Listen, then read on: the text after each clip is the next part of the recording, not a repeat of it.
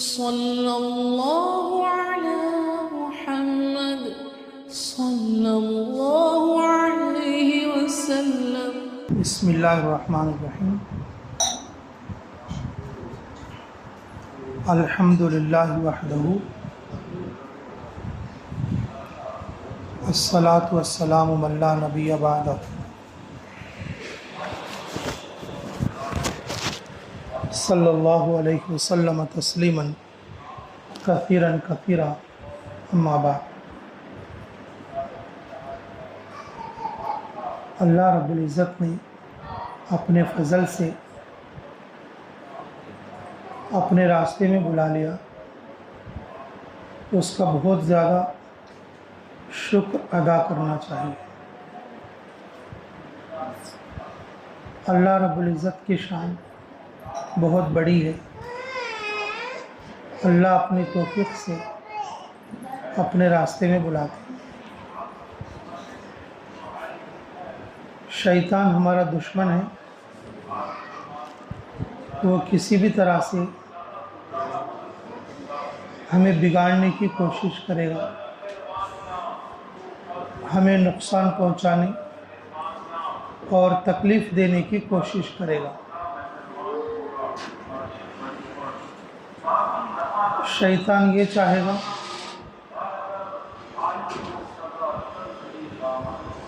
कि हम अल्लाह के रास्ते में ना निकले, पहले रुकावट करेगा और दूसरा ये कोशिश करेगा निकलने के बाद ये किस तरह से आपस में लड़ भिड़ जाए, ख़राब हो जाए।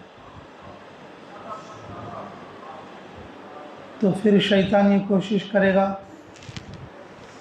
कि लोग लड़ते नहीं, मोहब्बत से रहते हैं, तो ये कोशिश करेगा किसी तरह से इनको जमात से भगा दें।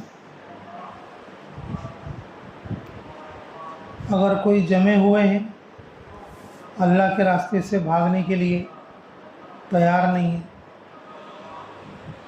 तो फिर आपस में एक दूसरे की नीयतों को बिगाड़ देगा। शैतान की कोशिश ये है इनका वक्त कबूल ना हो, इतनी दूर आकर भी ये लोग बेकार चले जाएं।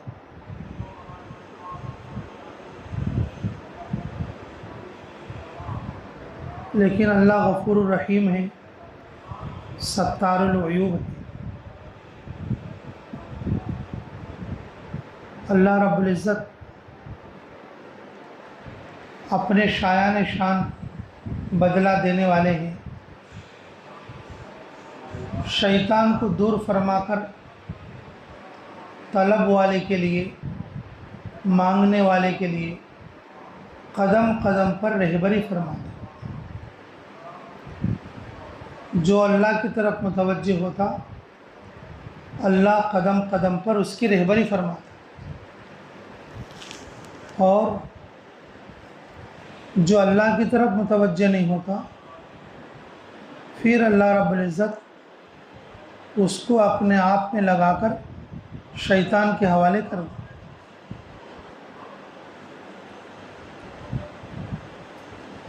अल्लाह ताला का फरमान है, वमन आरज़ अन ज़िक्री फ़इन्न लहू मईशतन ज़नका।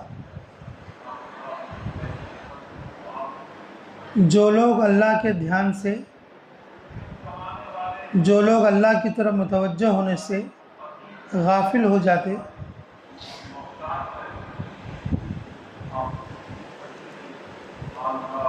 अल्लाह उनकी ज़िंदगी तंग कर देते, अल्लाह उनको मुसीबतों में डाल देते।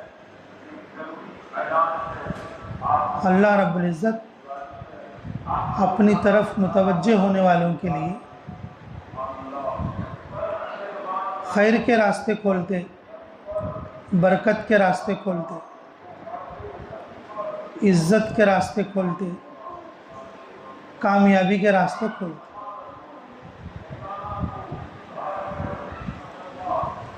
अल्लाह रब्बुल इज़्ज़त के इम्तिहान बड़े अजीब व गरीब होते हैं। अल्लाह रब्बुल इज़्ज़त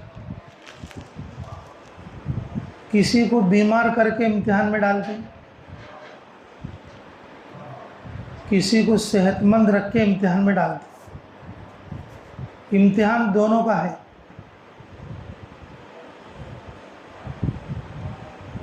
बीमार का इम्तिहान ये है, ये मेरी तरफ मुतवज्जे है या नहीं। बीमार का इम्तिहान ये है, सब चीज़ों से कटकर, सब जगहों से हटकर, सारे तरफ से माइंड हटाकर इन मेरी तरफ मुतवज्जे है या नहीं, ये बीमार का इम्तिहान है।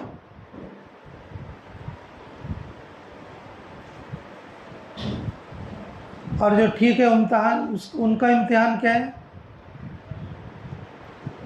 कि बीमार का ख्याल करते नहीं करते,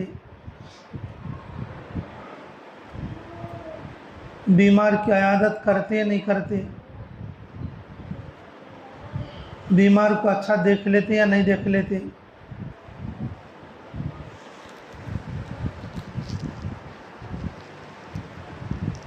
क़यामत के दिन अल्लाह पूछेंगे,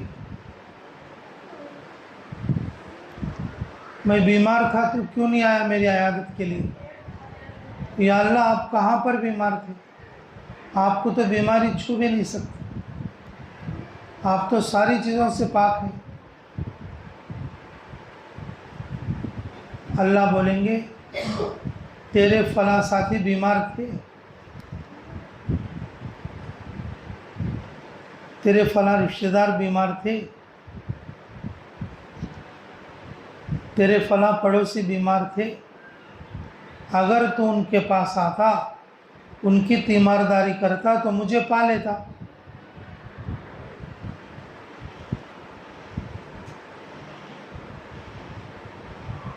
तो इम्तिहान इसमें बीमार लोगों का भी है, तंदुरुस्त लोगों का भी है। इम्तिहान इसमें काम करने वालों का भी है और इम्तिहान इसमें काम नहीं करने वालों का भी है। काम करने वालों का इम्तिहान ये है, काम करके तवाज़ो करता है कि नहीं करता। पूरा काम करने के बाद मैं करियों को बोला तो पूरा काम मट्टी में गया, पूरी नेकी पानी में चली गई। पूरा काम करने के बाद इखलास को बाकी रखा, अल्लाह तुम्हारे करम से होता है, तो अल्लाह रब्बुल इज़्ज़त उसकी पूरी नेकी आमल नामे में मुंतकिल फरमा। ये करने वाले का इम्तिहान है। नहीं करने वाले का, नहीं आने वाले का इम्तिहान क्या है?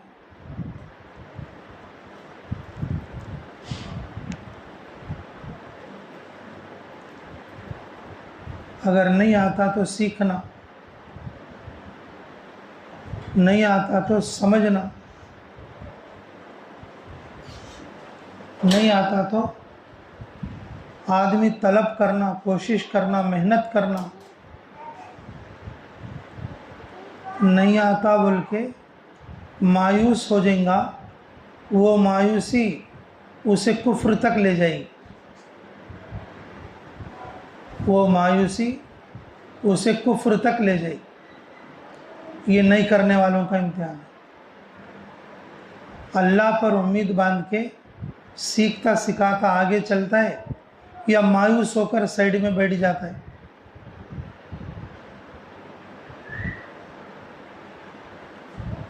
असल तो हमें अल्लाह से कबूल कराना है, असल तो हमें अल्लाह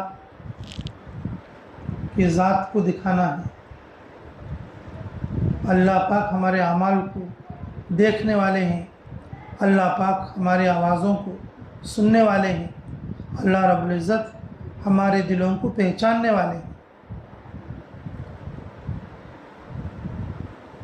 तो मेरे मोहतरम सामीन, ये अल्लाह रब्बुल इज़्ज़त का बहुत बड़ा एहसान और उसका करम हुआ, उसने अपने रास्ते में बुला लिया।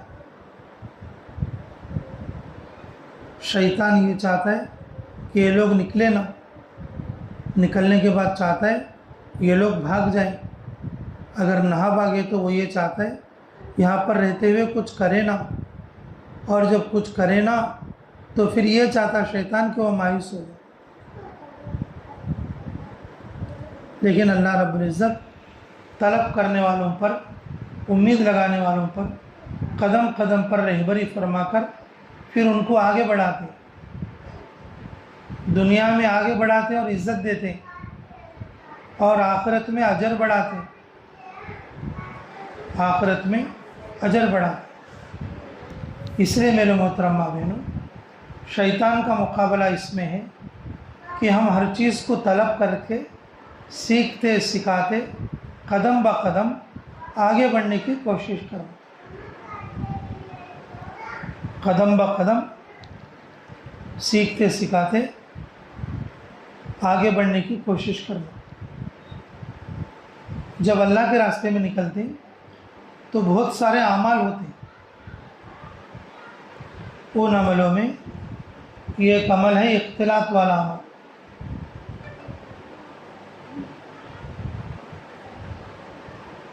इख्तिलात का तो क्या है, इख्तिलात की मेन बुनियाद क्या है, और वह है इनफरादी दावत।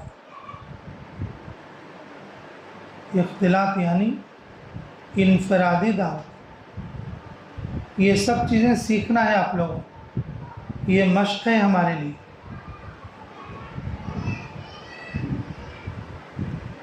हमारे लोग जब दो औरतें एक जगह बैठती हैं तो तीसरे की बात करती हैं। ध्यान से सुनो, वो तीसरा अल्लाह होना चाहिए, वो तीसरा रसूलुल्लाह होना चाहिए। ये इख्तिलात है, ध्यान से समझो बात। जब दो औरतें एक जगह बैठती हैं, जब तीन औरतें एक जगह बैठती हैं तो किसी तीसरे की बात करती है, तो वो तीसरा अल्लाह होना चाहिए या रसूलुल्लाह होना चाहिए, कोई गैर नहीं होना चाहिए। इख्तिलात का माना है आपस में मुलाकात करना, हालात लेना, हालात देना। दावत वाली मुबारक मेहनत में इख्तिलात का इस्तिलाही माना ये होगा कि जब दो औरतें एक हल्का बनाकर बैठती हैं, जब तीन औरतें हल्का बनाकर बैठती हैं तो फिर जो तज़किरा उसमें होगा अल्लाह या रसूल का होगा, अल्लाह के हुक्मों का होगा या रसूलुल्लाह की सुन्नतों का होगा, या तो फ़राइज़ का होगा और या तो वाजिबात का होगा या तो सुन्नतों का होगा। इसके अलावा कोई और तज़किरा नहीं होगा।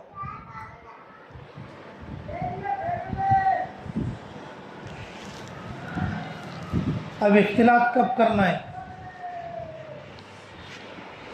जमात आई समझ के कुछ औरतें फजर के बाद आती हैं। जिस घर में जमात है उस घर की बेटी आ गई, बहन आ गई, खाला आ गई, फूफी आ गई, वक्त बेवक्त आ गई, तो घर वाले मुलाकात कराते, ये मेरी माँ है, ये मेरी बहन है, बहुत दूर से आई है आपसे मिलने के लिए, जमात आई बस। कभी दोपहर में आते, कभी सुबह में आते, कभी असर के बाद आते, कभी मगरिब के बाद आते। तो ऐसा आने वाले लोगों को मुलाकात करके जो अमल चल रहा है उस अमल में बिठाना। तालीम चल रही हो तो उनको पहले अलग से मुलाकात करके फिर उनको तालीम में जमा लेना।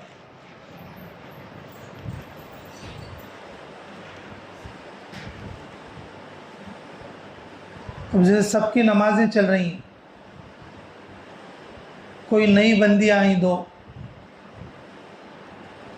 तो बाकी तो सब नमाज पढ़ रहे हैं, सब लोग फारिग होने की ज़रूरत नहीं है।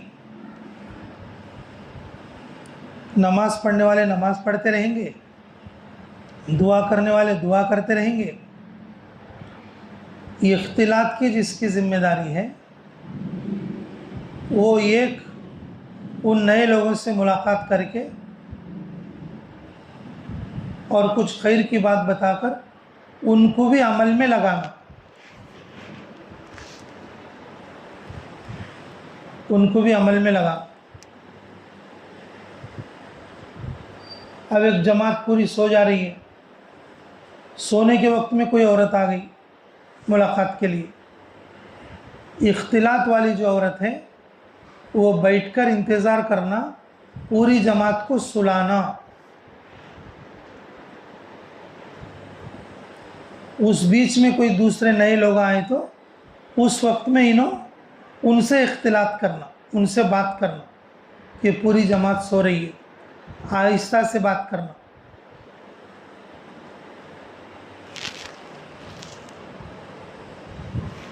जमात के पास आने वाली कोई औरत खाली ना जाए, 2-4 बातें अल्लाह रसूल की या 1-2 हदीसें रसूलुल्लाह सल्लल्लाहु अलैहि वसल्लम की सुनकर जाए। ये इख्तिलात का मकसद है। हर वक्त में जमात के पास कोई ऐसी मस्तूरात हो जो हर आने वाले से इख्तिलात करे और पूरी जमात को अमल से बेकार ना करे।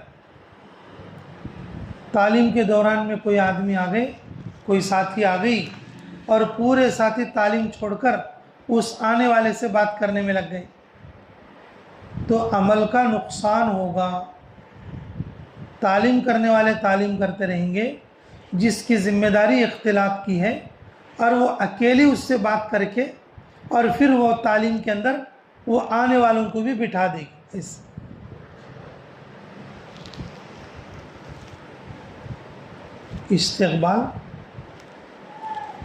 इस्तिक़बाल दोपहर की तालीम वाला अमल है और इख्तिलात पूरे 24 घंटे वाला अमल है। असर के बाद वक्त खाली रहता है, इनफरादी अमाल रहते हैं उसमें, और कभी कभार असर के बाद फ़ज़ाइल ज़िक्र का मुज़ाकरा भी होगा। मुज़ाकरे के वक्त में मुज़ाकरा करना, बाकी आपस में साथी इख्तिलात करना।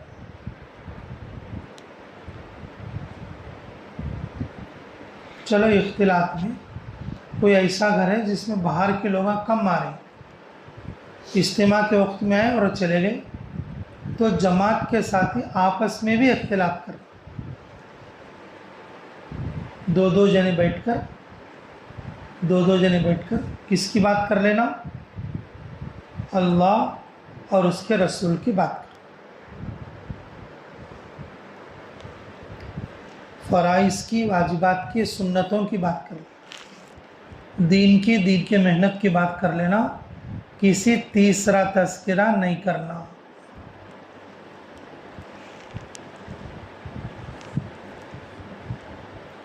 सीखने का या सिखाने का और इन चीज़ों का तज़किरा कर लेना, बाकी तज़किरे नहीं कर लेना। और वैसे भी रवानगी के आदाब में बताकर भेजे थे, तो अपने घर का हो, घर के लोगों का हो, या अपने शोहर का हो, या किसी की और बात हो, हरगिज़ नहीं उठाना, हरगिज़ नहीं उठाना। ये जमात को ख़राब करने वाली चीज़ है। रवानगी के आदाब के पर्चे में लिखा हुआ भी होगा।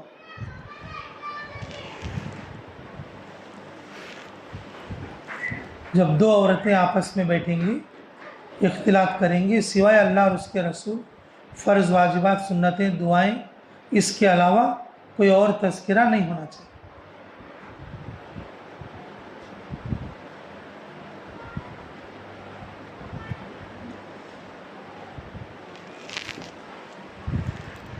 इसी तरीके से रोज़ाना रात में सोने से पहले 2 रकात नफिल अल्लाह ताला के शुक्रिया की अदा करना चाहिए। अब वक्त तो थोड़ा बचा है, अल्लाह के फजल से आधा वक्त तो गुज़र गया है। दिल्ली मरकज़ में मियाँ जी अज़मत साहब थे, वो फरमाया करते थे आधा वक्त ऐसा है जैसे कि पहाड़ चढ़ना, आधे वक्त के बाद ऐसा है जैसे कि पहाड़ उतरना। पहाड़ उतरना चढ़ते वक्त में भारी लगेगा, जो वक्त आधा हो जाएगा अब ये एकदम सरक जाएगा, बहुत आसानी के साथ वक्त गुजर जाएगा। वक्त तो दिखेगा भी नहीं कि किधर चला गया। तो माशाअल्लाह अभी आप लोगों का वक्त आधा गुजर चुका है, निचान की तरफ आप जा रहे हो। जल्दी से जल्दी वक्त ख़त्म पे आएगा। अल्लाह ताला का शुक्र अदा करो, अल्लाह ताला का शुक्र अदा करो। हर दिन रात में सोने से पहले कम से कम 2 रकात नफिल पढ़कर, ऐ अल्लाह तेरा शुक्र है हमें तेरे रास्ते में बुला लिया, तेरा शुक्र है, बल्कि अल्लाह ताला का शुक्रिया अदा। और उसी शुक्रिया में ये शुक्रिया भी अदा करो, ऐ अल्लाह तू हमारे को कितना अच्छा तेल दिया, तो हमारे को कितना अच्छा घर दिया, अल्लाह कितने अच्छे इडलियाँ दिए, कितने अच्छे चीले दिए, कितने अच्छे बिरयानियाँ दिए, कितने अच्छा पवा का सालना दिया, कितना अच्छा सिरे का सालना दिया, कितनी अच्छी उगानी दिया तूने। अल्लाह तो हमारे को कैसे नेमतें में रखा है, क्या खिचड़ी, क्या घी, क्या उपमा, माशाल्लाह, क्या गोश्त के लुंडे।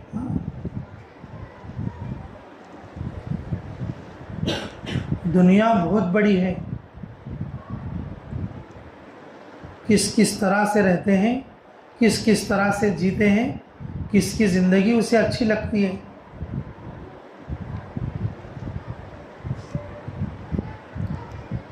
थोड़े लोग बिस्कुटा खाकर अल्लाह का शुक्रिया अदा करते हैं, थोड़े लोग पानी पी को अल्लाह का शुक्रिया अदा करते हैं, अल्लाह तूने पानी दिया, तेरी नेमत है उनकी।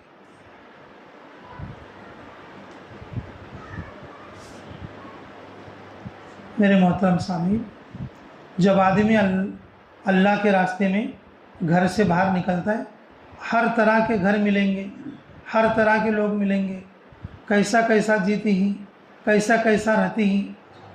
ये सब चीज़ों को देखकर अल्लाह का शुक्र करना चाहिए।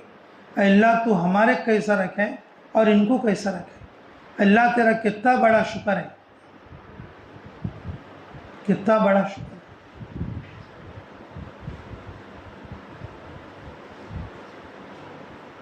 अल्लाह का शुक्र अदा करना चाहिए।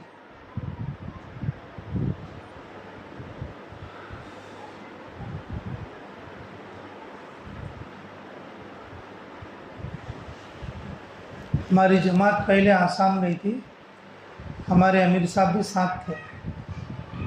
एक बार फजर के मुज़ाकरे में जब उनको बोलने के लिए मौका दिए तो फजर के मुज़ाकरे में यही बोले अमीर साहब, हाजी गफूर साहब गुल्लार वाले हाजी साहब, अल्लाह उनकी क़ब्र को नूर से मुनव्वर करे। बोलते थे जो गरीब घर है अल्लाह ताला का शुक्र अदा करो कि अल्लाह ताला कैसे घरा में ये लोग रहती हैं, अल्लाह हमारे को कितने अच्छे घरा दी। अल्लाह का शुक्र अदा करो।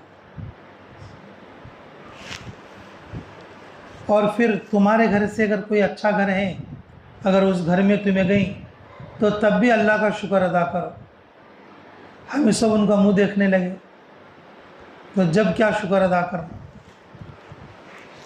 तो बोले कि ये शुक्र अदा करो, बड़ा घर है तो बड़ा हिसाब देना पड़ता, अल्लाह हमको छोटे घर में रहती छोटे हिसाब में अदा कर। अल्लाह क़यामत में ज़्यादा चीज़ें हैं, बल्ला का सामान है, बड़ा घर है, तो हिसाब भी बड़ा देना पड़ेगा। अगर तुम्हारे से बड़ा घर है तो ये सोचो भाई इनको तो बहुत हिसाब देना पड़ता, हमारा हिसाब तो बहुत सूक्ष्म में हो जाता, एकदम 2-4 बातों में हमारा हिसाब हो जाता। इस बात पे शुक्रिया अदा करो। और जो तुम्हारे से ज़्यादा गरीब हैं तो तुम्हारी अच्छी हालत पर शुक्र करो कि अल्लाह ये लोग बेचारे कितने गरीब शरीब हैं, और है तो भी वो कैसा जी रहे हैं, कैसा दीन पर चल रहे हैं। लेकिन हम लोग जो है कि अल्लाह तूने कितने इनाम में रखा, इकराम में रखा, फिर भी हमें दीन का काम कर सकते नहीं।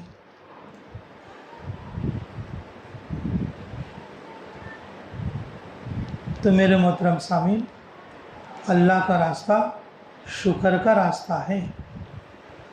अल्लाह का रास्ता शुक्र का रास्ता है। रोज़ाना शुक्रिया की 2-2 रकात नफिल पढ़ो। अब तुम पहाड़ से उतर रहे हो, यानी आधे वक्त से तुम नीचे को उतर गए। अब हर दिन अपने घर जाकर काम करने का प्लान करो, दुआ करो। अपने घर जाके कैसा मैं लोगों को समझाना, कैसा मैं इज्तिमा को जाना, और कैसा मैं 3 दिन जमात बना को मैं लेकर निकलना, इसकी दुआ भी करो, प्लानिंग भी करो। यहाँ पर प्लानिंग भी कर लेना, यानी कि अज़्म और इरादा कर लेना, और घर आने के बाद और उसको पूरा भी कर। वक्त लगाना खाने पीने के लिए नहीं, वक्त लगाना ऐशो आराम के लिए नहीं, वक्त लगाना दुनिया देखने के लिए नहीं। आदमी चिल्ला लगाना है, चिल्ले से वापस जाकर दीन की मेहनत करने के लिए। इसलिए हर दिन अपने अपने इरादे भी करो और अज़ाइम भी करो। 1 महीने में या 2 महीने के अंदर कौन कौन अपनी जमात बनाएंगे खुद, और अपनी जमात को लेकर जाते रहेंगे। माशाअल्लाह, माशाअल्लाह। हमारे साथियों में इसी तरह से एक साथी मस्तूरात में वक्त लगाए, वापस घर आने के बाद 1 महीने में 2 मस्तूरात जमात लेकर जाते हैं अल्लाह के रास्ते।